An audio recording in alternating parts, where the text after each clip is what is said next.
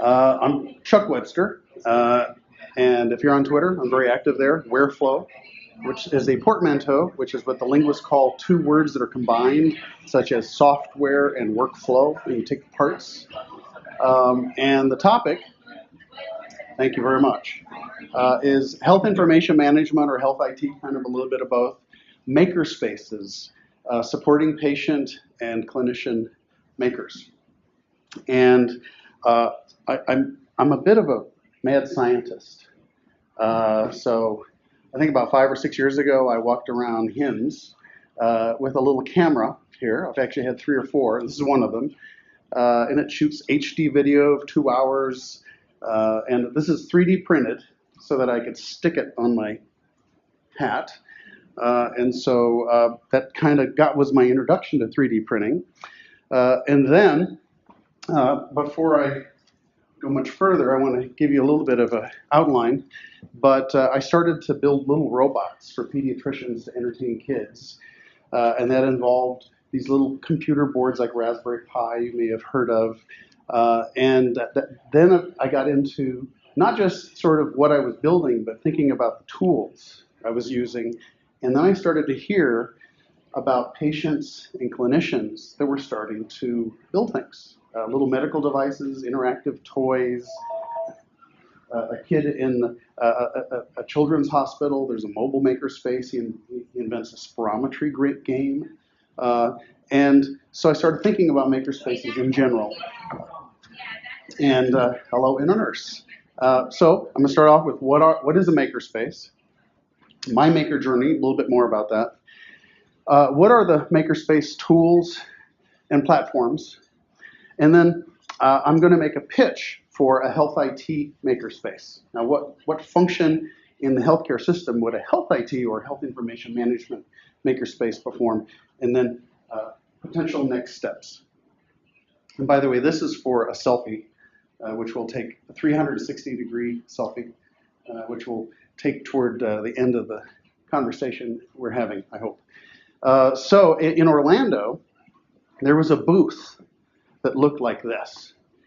And if you've ever been to a HIMSS conference, everything is really clinical and very clean and neat.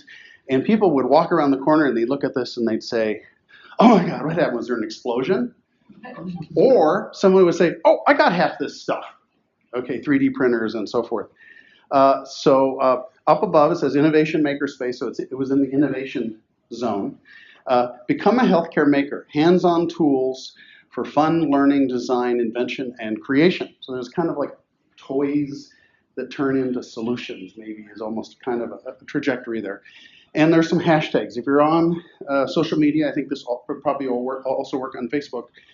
Invent health and make health. You'll find all kinds of stuff trying to sort of fuel the innovation and creativity of people that were closest to the problems that they need to solve, whether they're a nurse or a patient or a doctor or a medical records person, and then supporting them in some way.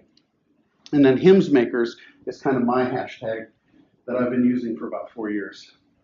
Now, I normally don't like to read a wall of words, except I think a lot of thought went in, and it was concise. So when HIMSS said, okay, we're going to donate this booth, okay, because I'd been after them for a couple of years, and you can bring your second bedroom down and set it on top of the table. And so this was the description. Become a healthcare maker, hands-on tools for fun, learning, design, invention, and creation. Makerspaces are creative, do-it-yourself spaces where people gather to create, invent, and learn. We have a 3D printer. We have CNC tools, which I'll talk about what that is in a moment. Little Bits, which is kind of like electromechanical tinker toys that you can actually build sensing things that talk to the cloud, so the kids can play with it, but adults love them too. IoT, Internet of Things platforms, and these are these little computer boards that we're going to talk about, some of which are as cheap as like a couple bucks. From Arduino to Raspberry Pi, which we will also talk about. Now this was the stretch goal. We didn't do it, okay? But it could be done, and that is, the idea is that you show up Monday morning at the first day of exhibit hall, and by 3 days later, you've built a functional prototype that realizes your solution to some problem. It's got a little board inside, it's enclosed in plastic, it talks to the cloud, and you could potentially take that to an investor, you could do a demo, you could do social media about it, and it might turn into a product or a service. Okay, so there are a lot of makerspaces. This is a map generated from a database. And if you look here, there's Indiana, there's a couple of dots, there's a couple of dots in Ohio, that's Columbus. If you zoom in, you can get more detail. And I know for a fact that the 2 or 3 dots in Columbus understates it. I know 6 or 7 makerspaces that aren't listed. They're in schools, they're in libraries, they're in someone's garage, and then the people in the community just start, building stuff. The model makers start to partner with someone, and it becomes an interactive model, talking to the cloud. And I'm not going to spend a lot of time on examples because I really want to go talk about the actual IT technology itself, because I see the health IT folks as supporting or enabling the patients and the clinicians in building their stuff. And so you got to know, well, what is this stuff that you're building out of? But there's a really great place. If you just Google Susanna Fox and Invent Health, you'll end up on. She has 400 or 500 tweets and social media posts that she's gathered together. She's curated, and I just looked at like the first 100 and pulled out 5. Student inventors create smartphone case that administers epinephrine. Father 3D prints a bionic arm for his infant son, and how others are downloading that and printing it and using it. A kitchen gadget makes life easier. So that sounds like a Ronco commercial.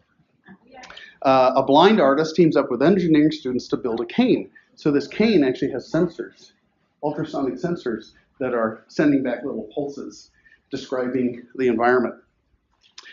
Visually impaired mom can feel their babies before they're born. You think about taking that data, ultrasonic data, and 3D printing it.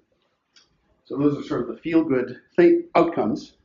And this is kind of an example. I like this example, nightcap. It's something you wear while you're asleep and detects stroke because 6 hours later after you wake up, you want to get them as soon as the stroke occurs. And down here you see it doesn't look that professional. It's kind of, you see it's a little bit rough. This is a 3D printed case. Inside here there's these 4 little USB ports. So I know that that's a Raspberry Pi, which you can get for $25 to $35. There may have been, if they went to a local makerspace, and I was a member of a very nice makerspace in DC for years, there are digital sewing machines that you can design your wearables and then put sensors inside. They teach you that technique, and I just think that's a good example. So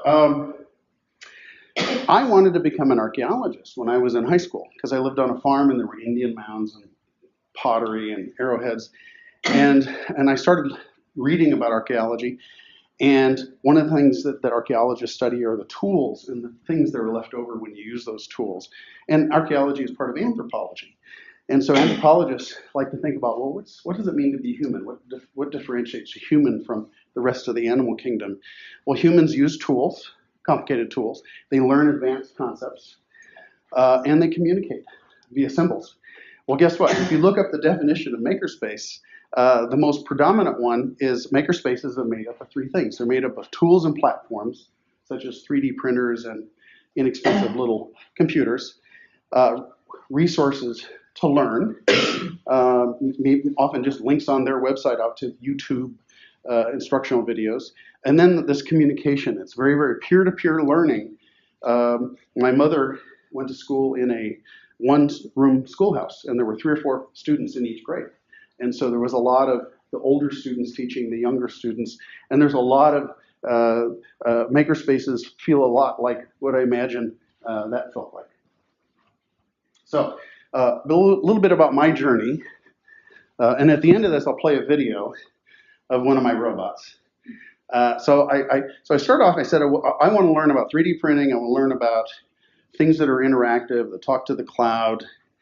And so I came up with this idea of a robot that fits in the pocket, like this, just like, like a pocket, an interactive animatronic pocket protector with personality.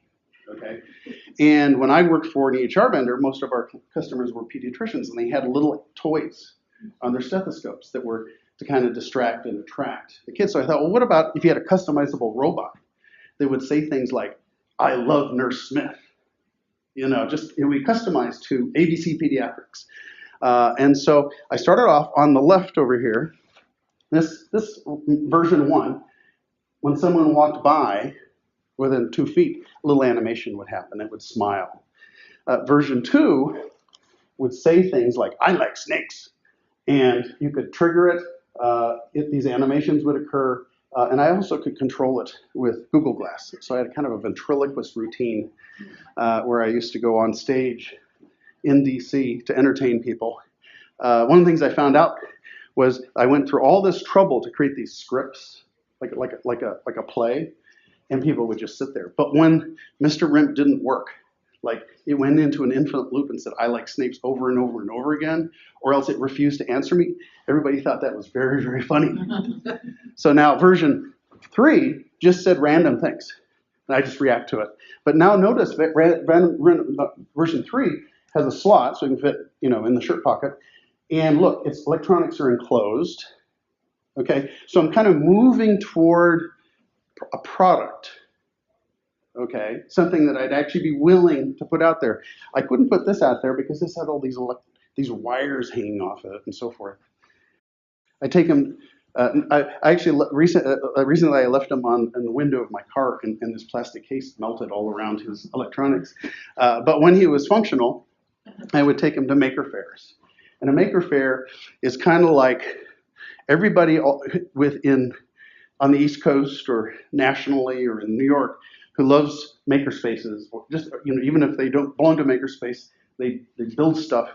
They show up at this maker fair, and there are all these booths, and the booths are free. Okay, you can go, and then they have corporate sponsors. They're a lot of fun. And so Mr. Rimp is on Twitter, and he's got 350 followers. A lot of them are child life specialists who say, anytime you want to have a beta version and you want someone to try it out, let me know. So maybe version 4. So version 4 is still kind of like a sculpture that's under wraps. Okay, so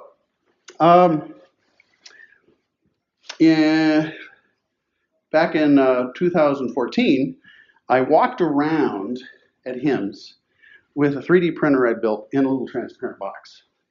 Walking around, and people would say, "What is that?" And I said, "It's 3D." And they said, "Why are you walking around with it?" I said, "In order to have this conversation." And then it's just kind of like, because the people who asked were the curious ones, or the ones who kind of liked the idea of like making something. And so each year I kind of, I took, the next year I had a toolbox in Mr. Rimp, and I went all around, and then I would open up the toolbox and I would pull out all the microprocessors and boards and sensors and things, and try, see what people had to say. Last year we had the actual table, and there's actually a periscope of that, which over like about 1,000 people have viewed. I had a little clicker, okay, and so what didn't happen was that stretch goal where someone built something by the end of the conference, okay?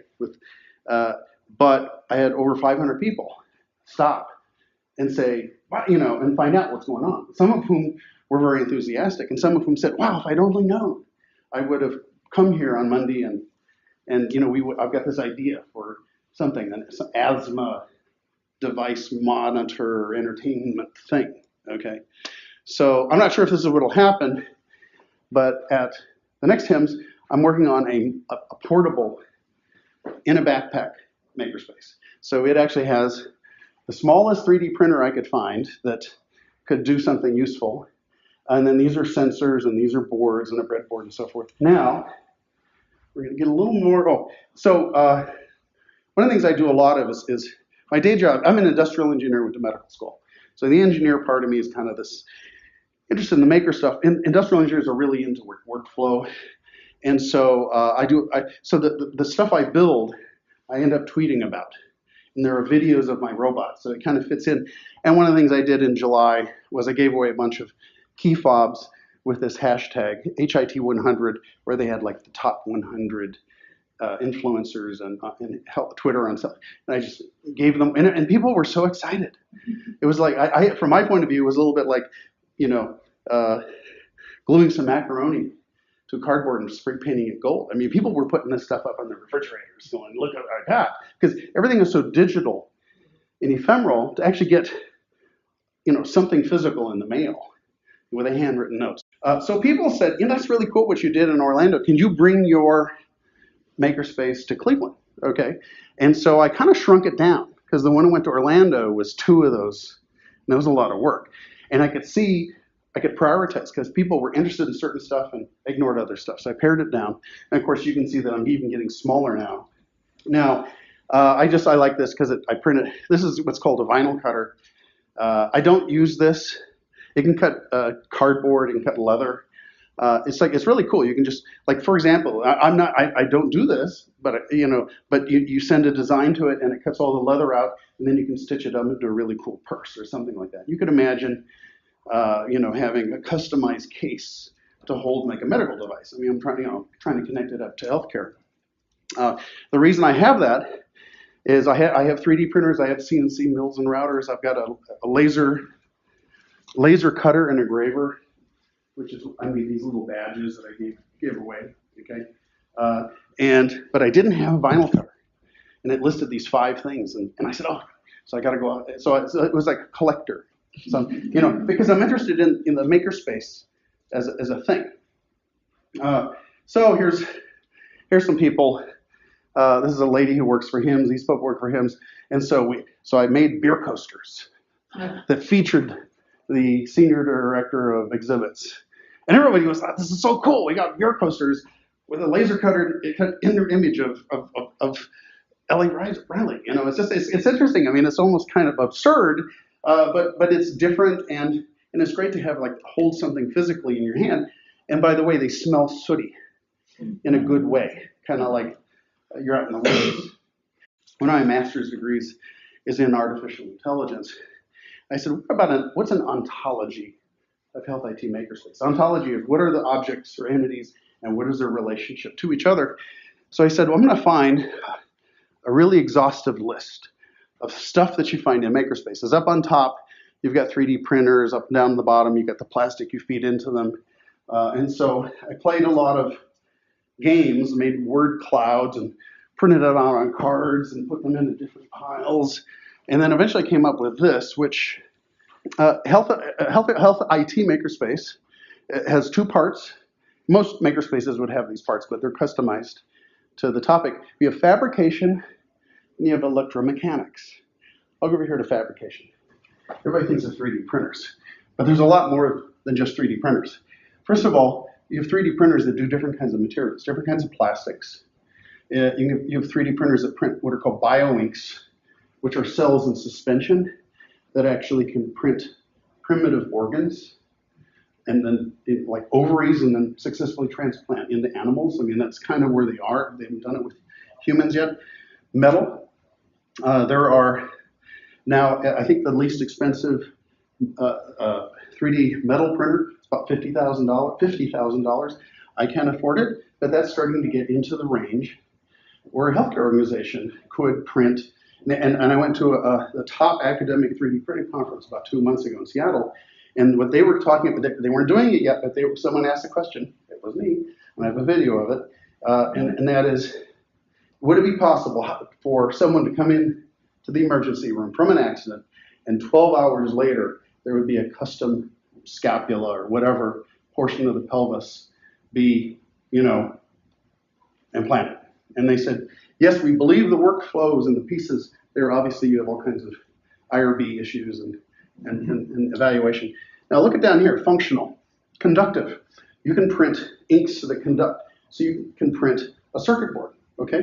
You can print things that are flexible. So for example, my phone has hard parts and soft parts. So you see that like that. Well, you can print that. You have 2 nozzles, and you print parts with the hard plastic, parts with the soft. And so In fact, there are 3D printers now that have like 16 nozzles. Okay, so different colors, conductive, flexible, and then they even have little places where they have diodes and ice resistors and little computer chips that when it comes to that point, a little thing goes out and sticks it in there and what pops out? A functional transistor radio. I mean, now who has a transistor radio these days? But you get the idea. You get something, it's enclosed in plastic, it's got circuitry, and it's got an on switch, and when you flip it on, it works. And from end to end, it was inside this box. And so you get to draw and design some functional item, like a medical device. Push a button, and out it pops, working at the other end. Okay, so we've got subtractive. Now, so you can create an object by adding to it a little bit at a time. So the way a 3D printer works is it lays down a little bead of plastic, it cools, gets hard, lays down another layer, okay? Or you could take something and cut away from it, like a sculptor takes a chunk of marble, okay? It cuts away everything that doesn't look like Apollo. A laser cutter will cut around the wood, or it can actually, laser cutters can actually work on steel, but I don't have one of those. And then it draws, it burns, okay? So it's burning away stuff. And then you've got what are called CNC mills.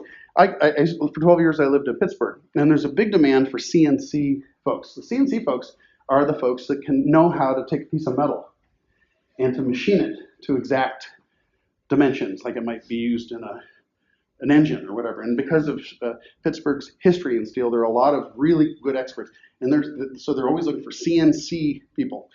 Well, CNC stands for, I believe, computer numerical control.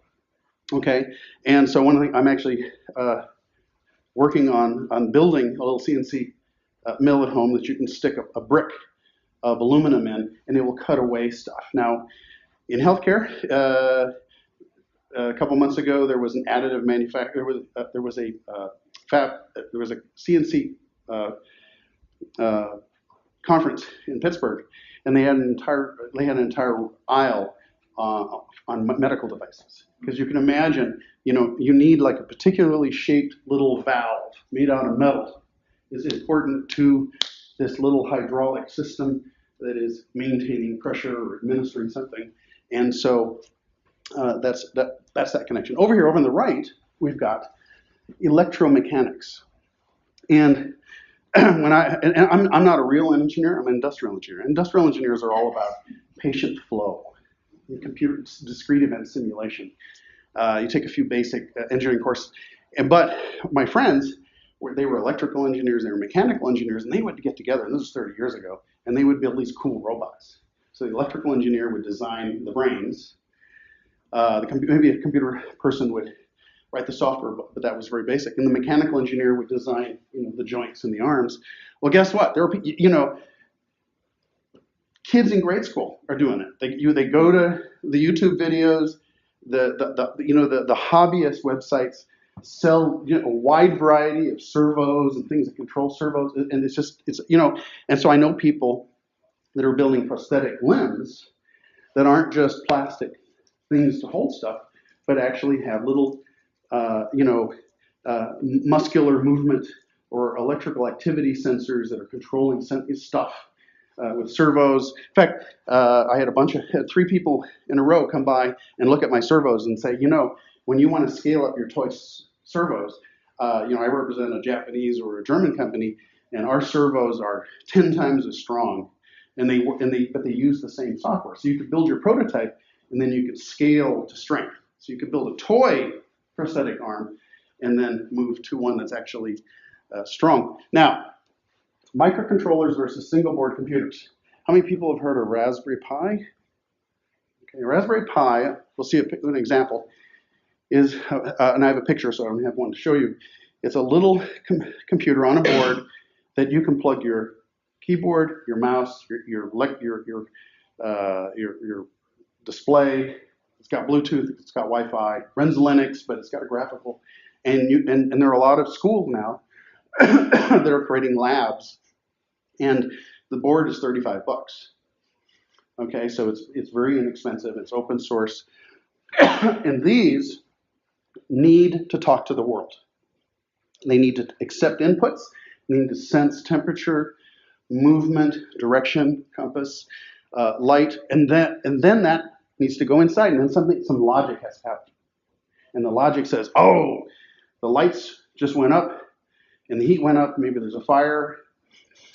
And then you have what are called actuators. So actuators are things like that do stuff. So turn a light on, make a sound, vibration. When 3 or 4 years ago, I had a couple of these little boards don't have much power, but they can control other things that are called relays. And so I had a light in the window of our apartment that I could turn on and off from the cloud in my pocket. And we went to a restaurant, and there was a patio, and my wife and I could see I said, dear, I think there's someone in the apartment. And she looks out there, and then I hit the button, and the lights come on. So that was what my practical joke. Then you've got communication. So these are like little things that you plug into the boards. And they sense things, they do things, and they also communicate with stuff around them. Bluetooth, near field something, Wi-Fi, RFID. Then they communicate with your cell tower, they communicate with the GPS overhead. And then in the cloud, and if you've read anything about Internet of Things, it's really the sophistication of the stuff in the cloud that makes all this IoT work. And you've got data storage, you've got workflow services, but now let's look at those boards. And by the way, I was going to bring a whole bunch of stuff, but it was raining this morning, and I'm about 5 blocks away. I said I wouldn't bring it. Okay, so just an overview. So if you've ever drawn something in, I don't know, Illustrator or Photoshop or some GIMP or whatever, and then printed it, okay, you created something in the real world. You drew it in the digital world, but now you can do that in a 3D way. And a lot of these 3D editors are remarkably easy to use. There's something called Tinkercad that is free, and you can draw something in 3D, spin around, look at it, stretch it, pull it, put a hole in it, print it. We've got the laser cutters and engravers, such as there, and CNC mills, CNC routers. Anyway, cuts. And it's just like a drill. It's got a drill bit, but it's really powerful and slow, and it just carves away and leaves behind what you want. And then vinyl cutters. Okay, so now here we're finally get to the connection. And we will kind of bring this all together to, well, health IT, makerspace, patients, clinicians. It's the brains, it's the software. So these people are building things, and wouldn't it be great if they had a software partner? Someone who knew how to program the Linux in that little $10 board that's inside their whatever that they're building. And so let's talk about what those boards are. The Raspberry Pi, in fact, I'll flip ahead here that's a Raspberry Pi, about the size of a pack of cigarettes, we'll come back to it, versus the Arduino, which is about the same size. This is the Uno, but you can get boards that are like the size of a quarter and almost as thin. So often people will build something big, like, wow, look, I built my wearable, and it's like this big. Okay, well, that's ridiculous, except then you see them next month, and they've now replaced all the big parts with small parts that run exactly the same software. Oops. So you've got the Raspberry Pi, which is basically a computer. You can run machine learning on it. You can run web browsers, databases. Arduino only does one thing. When you turn it on, whatever software put it on there, and you put it on from another computer. So you program on your laptop, and then you stick it over on the Arduino. It starts up, and it's not multi-threaded, multitasking. It just does one thing. That means it's really, really accurate. Okay, and plus it's really cheap, and it doesn't use much energy. So like some of these, like the Bluetooth beacon technology is an example of this. They can run for a year on very little power. So Arduino, Raspberry Pi, and just like with the MS-DOS and Windows, and it could run on different computers, there are Arduino clones, and there are competitors to the Raspberry Pi that also run Linux. But those are kind of the, Arduino was invented in Italy, and Raspberry Pi in the UK. So if you just look at a board, you can kind of guess where the brain is. Okay, that's the brain. Okay, that's kind of like if you're old enough to remember the 8088 and the 8008, and you pop open those, you look at the board inside those old computers. There was a CPU. That's a CPU. Now we've got a place to supply power here, but I want to point out these things right here, there and there. This are places where you can stick wires. Okay, and then those wires can be connected to a temperature sensor or to humidity sensor. These are called GPIOs, or for general purpose input output. Okay, and so these can be used both to accept something from the environment, like an accelerometer. Okay, someone's moving me, and here is the data. And then some of these can, most of them can actually be used in both directions, can be used to control something, like a servo. So for example, there's a spoon out there, a soup spoon. It's got a little accelerometer, it's got a little smaller version of the Arduino, and it's got a couple of tiny little servos, and it doesn't spill. Okay, so when you're scooping the soup, it doesn't spill. It's really quite, if you Google it, soup spoon that doesn't spill because of this, it's intelligent. So Raspberry Pi. Again, all this looks terribly daunting, except if you start looking at it and say, wait a minute, okay, there's a micro USB input power. Okay, that's just what I use with one of my smartphones. If you got Android, you plug that in. And look, here's HDMI right here. This goes out to the display. And now over here on the Raspberry Pi, it's kind of odd. They have a reverse. So the other had female GPIO. This has male. These are also those wires that can accept inputs or send outputs to control things like lights or servos. And we've got 4 USB, which means you can plug in keyboard, mouse, external hard drive, whatever. So you can actually use one of these. Now, normally you think, wow, that's kind of scary. Well, you put it in a cute little case, okay? And then you can actually use it. I have one at home sitting on the cocktail table that because I don't want to have to get, it's like, I can't just have laptops everywhere, okay? And I know the tablet's great, but sometimes you want to have the keyboard and the mouse, and I don't want to pull my laptop out and balance it or put it someplace or leave it out. And so I just have a little Raspberry Pi and a little screen there I can turn to for all of, if you include the LCD screen, you probably, you might be at $100. Now, what's this picture? Whatever it is that you want to build, you don't have, I know this looks scary, okay? But basically there are pictures. And here's an Arduino Uno, and here's what's called a breadboard. And here's like a little display of numbers, and that's something else. And you see how the wires are colored? You can just slavishly buy this, buy this, buy this. Look at the picture. Just mimic. I mean, without knowing what you're doing, just plug all it in. Make that thing in front of you on the table look identical to the picture. Turn it on, and it'll work most of the time. Okay, but so it's and I mean, and this is the way I started.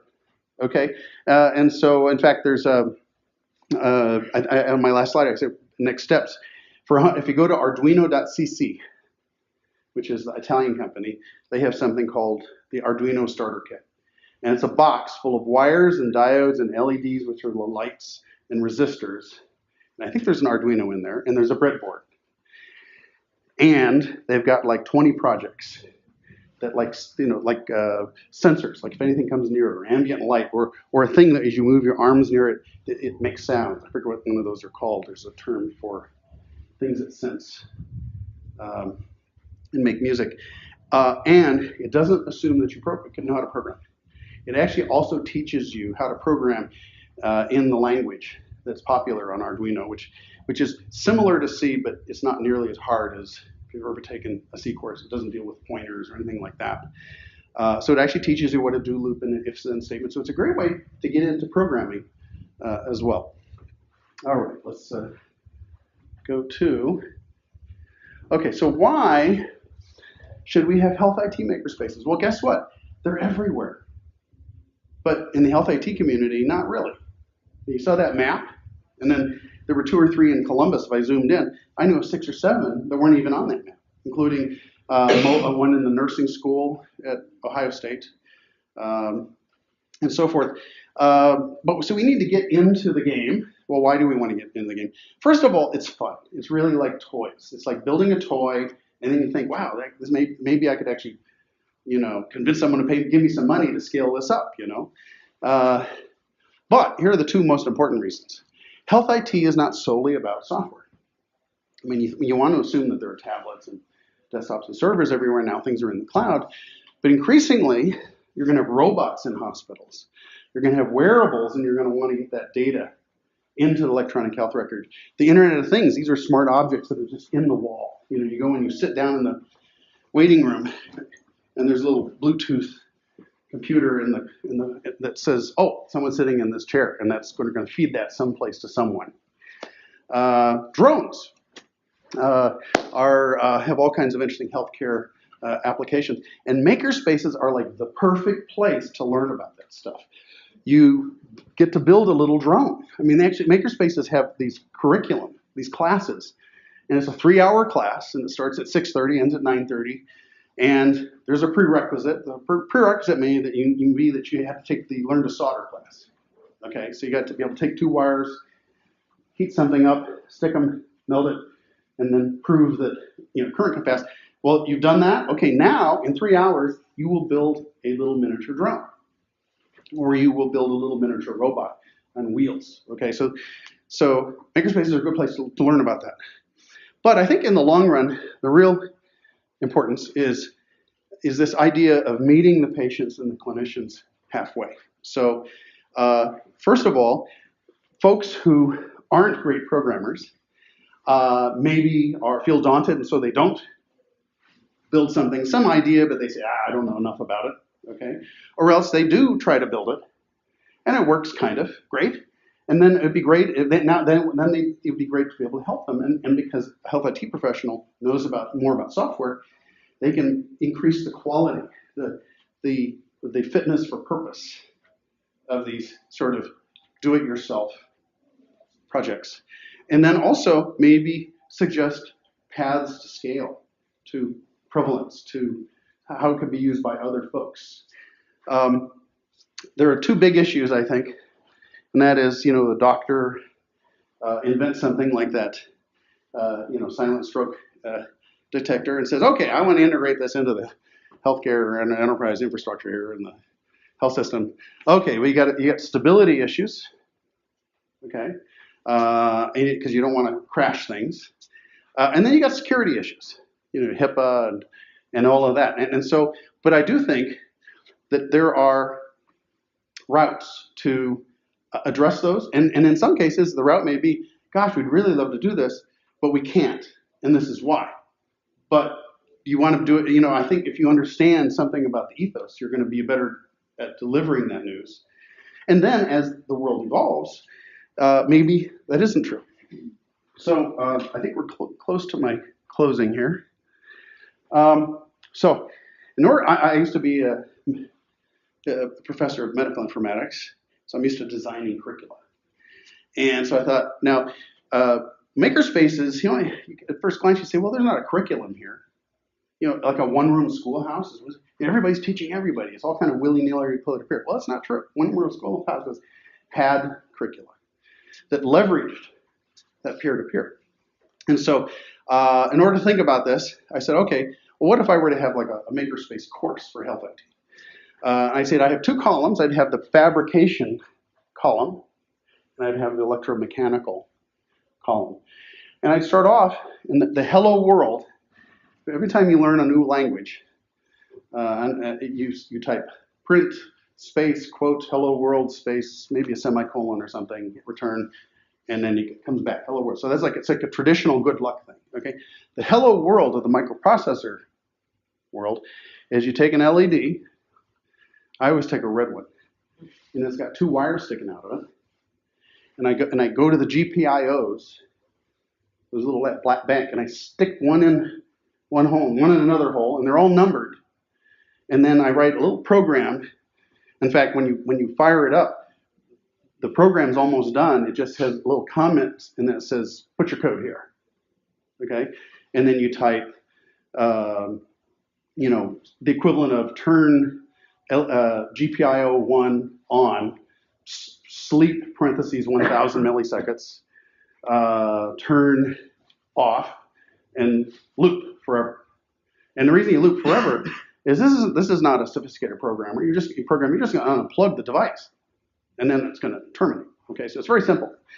Then you got 3D printing.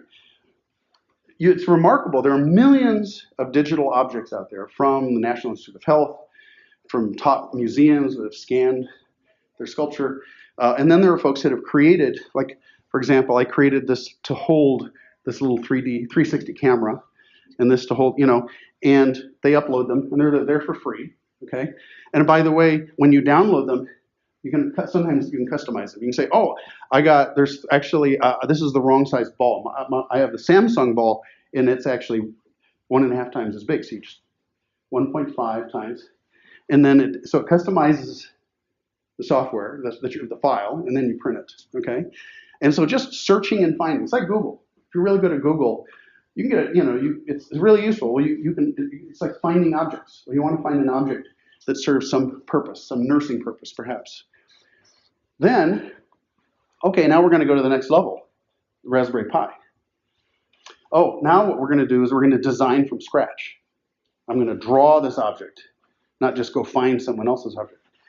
Fabrication surveys, remember I talked about additive, subtractive, talked about all the different kinds of materials, wearable, cutting vinyl fabric, and so forth.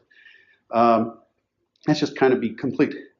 But this is kind of the black hole here. This is the dragons go there. If you catch that reference, there are maps from 500 years ago, 700 years ago, and then you kind of go over and there's this area that's sort of blank, and it just says dragons go there, and it shows you some sea monsters. It's an issue. There are some. I think there are some principled methods to deal with it. I'm not going to go into it here, so I'm just going to kind of say that I believe. And then, I could imagine some precocious person just jumping ahead and wanting to get to this. But this idea is you build something that does something useful. Well, the health IT person, they could build like a little network sniffer. But you really want to find the patient maker and the clinician maker. And can you think of a more ideal ethos and environment for co-design to occur than in a makerspace? The patient maker and the clinician work together to solve a problem, and the health IT maker supports them. Make sure, just helps, debugs the program, writes the program, teaches them how the simple program works, figures out how to encrypt it, how to gather it, to say, no, you can't call our network, but maybe if you wrap it in an API. And by the way, remember I showed you the cloud services? They have secure APIs. Okay, now I'm not saying they're HIPAA secure, but for years and years and years, Amazon and Google weren't business associates either. Okay, so next steps. That printer I showed you cost $199 on Amazon. It had like 4.7 stars. Works like a toaster. It works great. Get an Arduino kit for $100. It'll teach you to program. Which there is this whole movement about just knowing how to program is kind of a useful mental skill. It's like computational thinking. Join a local makerspace. There's at least one because it's on the map. Have an idea. That's the best way to learn this stuff. Is, I've got this itch I've always wanted to scratch, which is I want to build. I've got this crazy idea for something that lights up when certain conditions are true, or nudges someone, or reminds someone, or gathers some data that could be useful to someone. And if you come to hymns, follow. I'm hoping to bring some kind of stuff, and if it's just teach you how to solder or teach you how to light an LED every 1,000 milliseconds, I'm happy to do that as well. So at this point, there's my contact information, and I think, what time is it? 18:02. Okay, I think I got time. I'll let you write that down if you care, or I'm on Wareflow. It's easy to remember. Okay, I want to show you my video of version 3 of Mr. Rimp.